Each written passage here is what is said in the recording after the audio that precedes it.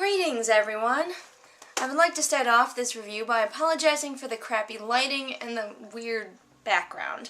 See, the light bulb is dead in the place where I normally record, and it's one of those really old, bizarre light fixtures up on the ceiling, and I have no idea how to get it off to change the light bulb, so I'm gonna do this in here, and the lighting isn't great in here either, so I apologize for being, unintentionally half in shadow. Also, I apologize for my voice. I have had a cold, and whenever I get a cold, my voice is like, see ya! So hopefully this doesn't annoy you too much. But I felt like I really needed to get this review done before I completely forgot everything about the two books I'm going to review. Like I said, I'm going to be reviewing two books today, which I just happened to read one right after the other. This is a complete coincidence. I had put, The Book Thief on reserve at the library, and at the same day I went to go pick it up, I also found The Boy in the Striped Pajamas. And I read The Boy in the Striped Pajamas first, and I liked one of these books more than the other one. You're probably going to figure out which. But they both have to do with the Jewish Holocaust, World War II, Nazi Germany, and children in that situation. So, and German children, no less. So they had a lot in common, and it was just completely random that I happened to check them both out at one right after the other, and so I felt like I had to do a review of both, especially since The Book Thief has been getting a lot of acclaim, and is really, from what I'm hearing, what I've been hearing before I even read it, was that it was like this amazing work of young adult fiction, that this was this great masterwork that everyone should read. So let's look at both of these books one after the other, and then we will talk about a little bit why I like one more than the other one. I'm going to try to avoid spoilers for both of these books, at least big spoilers. I will try not to spoil the end, for instance. There may be small spoilers within this review, so if you don't want any spoilers at all, don't come here, but for the most part I don't think I'm going to spoil too much, and if you have read the books, which I really encourage you to go do, then you will understand what I'm talking about, hopefully. Okay, let us begin with The Boy in the Striped Pajamas by John Boyne. I'm sorry if I'm mispronouncing your name, sir. He's Irish, which is awesome. The Boy in the Striped Pajamas is about a little boy who's 9 years old, and his name is Bruno, and his family moves from their big fancy house in Berlin to a smaller, sort of crappy house that he hates, and he doesn't even really know where it is, and as he explores the place and goes places where he's not supposed to go, he discovers a large fenced-in area, which he doesn't really know what it is. But on the other side of the fence, there's another boy who is his age, who is wearing striped pajamas for some reason. And they become friends and they talk through the fence, and that is sort of the basic premise of this book. Some of the things that I really like about this book, you don't know, you the reader do not know anything that Bruno does not know. So he doesn't know where he is, you don't know where he is. He doesn't know what his father does for a living, you don't know what his father really does for a living. He knows his father is a soldier, but you don't, you as an intellectual, more mature reader can guess. But the book never explicitly tells you anything. It doesn't, as I recall, it was a little while ago, I'm sorry if I'm getting this wrong, Heil Hitler is never actually, used in the book. Bruno doesn't even understand really what it is, he just knows that it's a salute he was taught to do by his father, and that's just the salute that he knows. He doesn't really know what it is, and I don't think they ever actually even say the words in the book. So I love that you only get Bruno's point of view, and you only have in the book an understanding of what he understands. I really think that is very powerful. Bruno has a deep admiration for his father, even though we know that his father is kind of the bad guy in this story. Bruno, as young boys do, completely admires his father, and it wouldn't really matter what his father did. Bruno would still look up to him and admire him. I like the way that, back to knowing what Bruno knows, Bruno mispronounces things, so you get an idea of where they are without coming straight out and saying it. At the beginning of the book, they get a visit from the Fury, which I'm sure you can guess how Bruno is mispronouncing that. And he also mispronounces the name of the place that they go to. So it helps you know for sure that you're right about what's going on, but you still keep that innocence of Bruno not understanding at all. This book reminds me a lot of a book called The Things They Carried, which you should definitely go read, in that it has a lot of truth in it. Some critics of the book have been like, it didn't really happen, it's too much of a fairy tale, but I think that it feels very true. And even though there was never a boy named Bruno and he never talked to this little boy with the striped pajamas and the things that happened in the book never actually happened, the story is very true. And it is ambiguous enough, again, with Bruno's mispronunciations and without really having any understanding besides what Bruno has, it makes it clear that, like, this is a universal thing. These atrocities not only were committed, but are still being committed somewhere in the world. It could be any boy, anywhere, encountering someone in a very bad situation brought on by other human beings. I love the themes of the nature of humanity and our willing ignorance, because a lot of critics of this book again say, how does Bruno not know? How does he not know? Well, he's a little boy, he is very, very sheltered, and humans will be ignorant if it suits us. He doesn't want to know. He doesn't want to think that his father is doing terrible things. He doesn't want to believe that there is a place that is as terrible as the place where the boy in the striped pajamas lives. And I really think that is the truest thing about this book, is that we will be willingly ignorant about atrocities that are going on.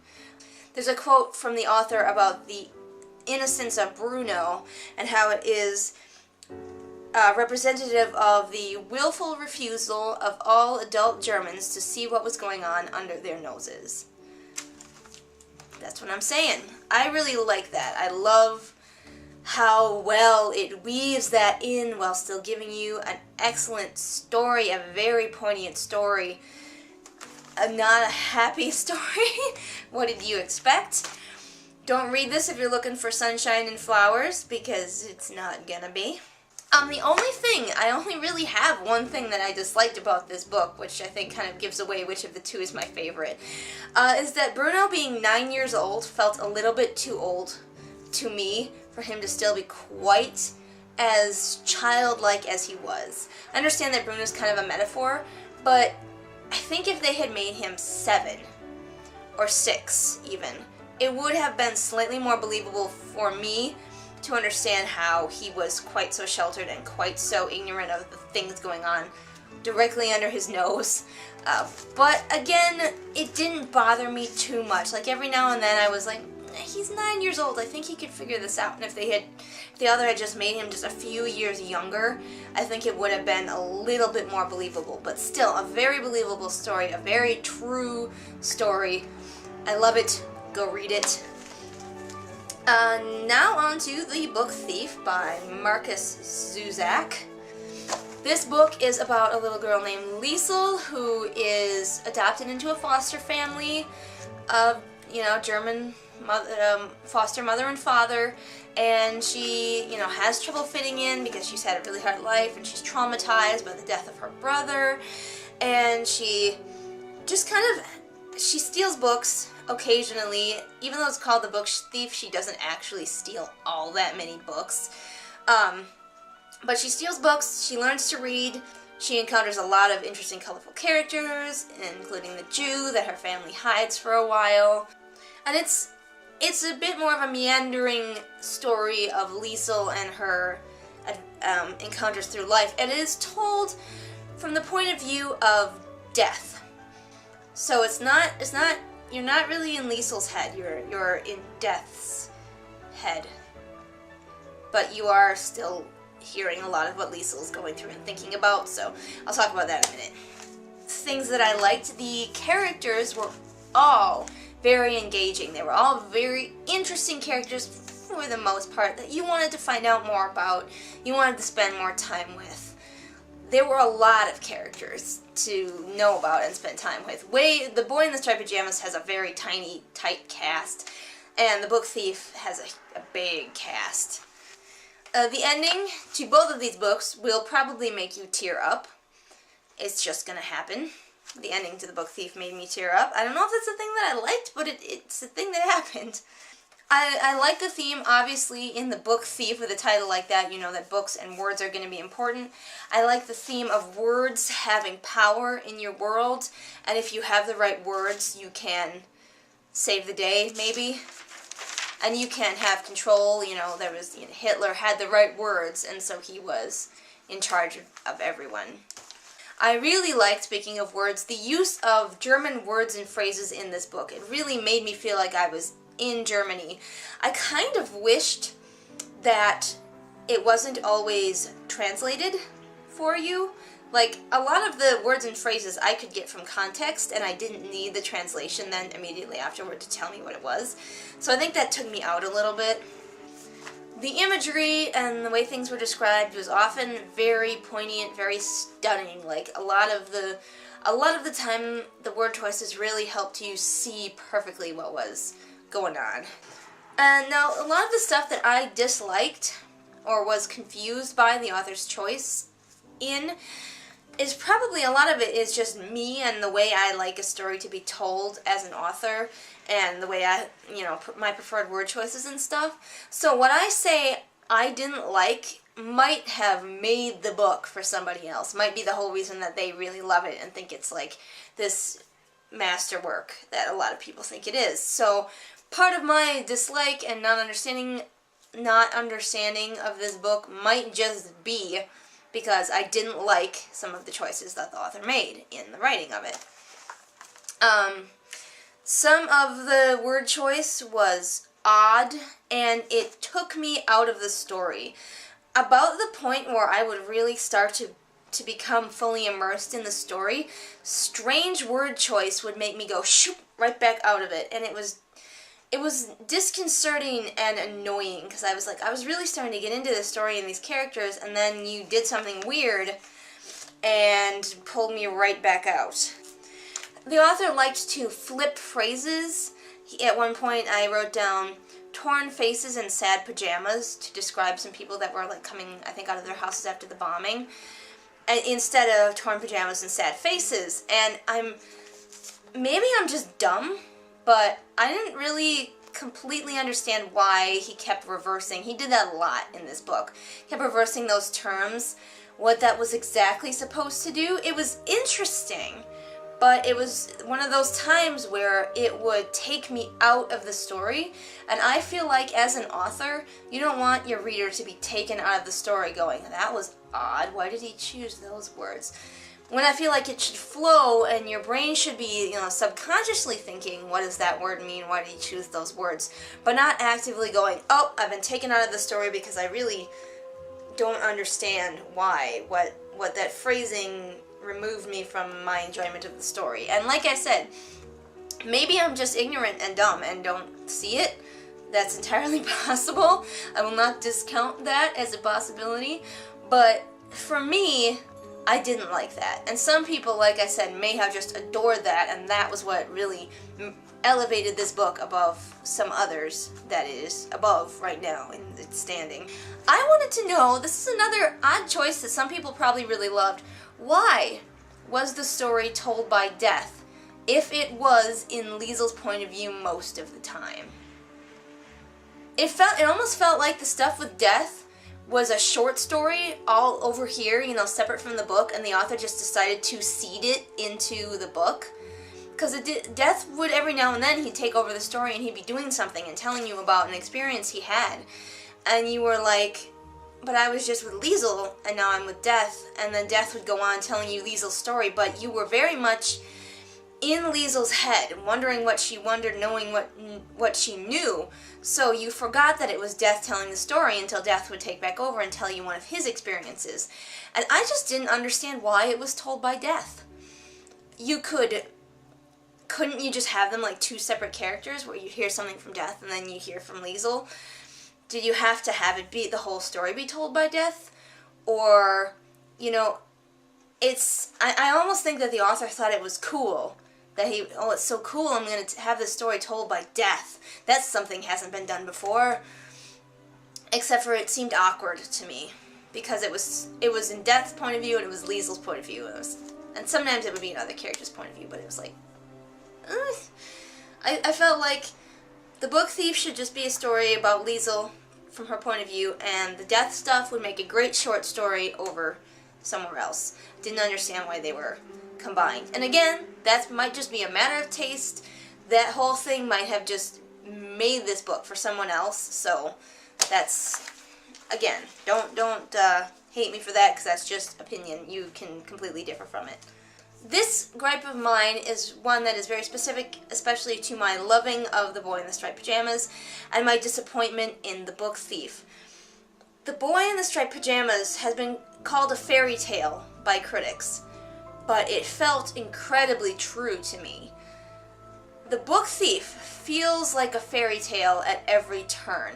It never feels, to me, like a real story.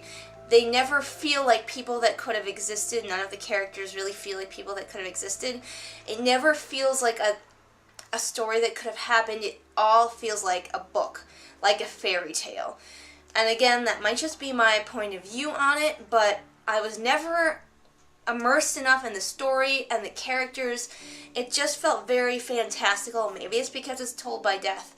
But I would much rather be in the situation where I feel like that story could have been true if the circumstances were right, versus just being like, yeah, okay, this is an interesting fairy tale that I'm reading, but it feels very fictional. I never felt like those people could have been real for whatever reason. Yeah, and again, that might just be me. And while I did predict the ending for both books, I was disappointed to have predicted the ending for the book Thief. I was really hoping it was gonna surprise me a bit more than it did. Like in The Boy in the Striped Pajamas, I predicted the ending, which is not a happy ending, I'll give you that. I predicted it, but all the while my mind was going, no, please don't be that, no. In the book Thief, I was like, yep, this is gonna be the ending. Yep. Oh, it is. Oh boy. Woo. So it made me cry, but it made me cry in that manipulative way that, you know, some books and movies can always just make you cry because they know how to push your buttons. So the bad things happen in, like I said, neither of these books are sunshine and roses, and the bad things happen at the end of both of them that would probably make you cry. But I felt much more manipulated by the book Thief to cry. Whereas in The Boy in the Striped Pajamas, my tears felt much more real, even though I probably was still being manipulated. It felt more real to me. This one I was just like, oh, I'm crying because this is the part where you're supposed to cry now. Not because this is the part that's supposed to really make you come to some great emotional revelation. It's just the part where you're supposed to cry. You know, and then, you know, the things at the end. I predicted pretty much everything, which annoyed me, I guess. I was hoping it wasn't going to be quite so predictable. So, that was my thoughts on The Boy in the Striped Pajamas and the book Thief. They are very different books from each other, very different styles from each other, so maybe it's not fair that I compare them, but I felt like, since I did just happen to read them both, one right after the other, and they're both about such the same subject, basically, that I ought to review them together and give my thoughts. I know probably a lot more of you who are watching this have read the book Thief than have read The Boy in the Striped Pajamas. Please go read The Boy in the Striped Pajamas. It is an amazing book. And tell me what you think of it. I'm always looking for responses and feedback. And please tell me, because I am curious. I haven't seen any reviews or anything yet of the book Thief. Why do you think you, or so many people, really think this book is so amazing? Because that's all I really hear, is that it's so amazing, so amazing. This great novel, you know, the best young adult book out there right now, and I'm not impressed. So why do you think it is so amazing? Maybe those reasons are the absolute opposite of my reasons for disliking it. Just let me know, share. I love sharing. Make a video response, link it to me, and I will do a happy dance seriously, if you respond in some cool way, I'll probably do a happy dance for you on camera. Incentive. See you later.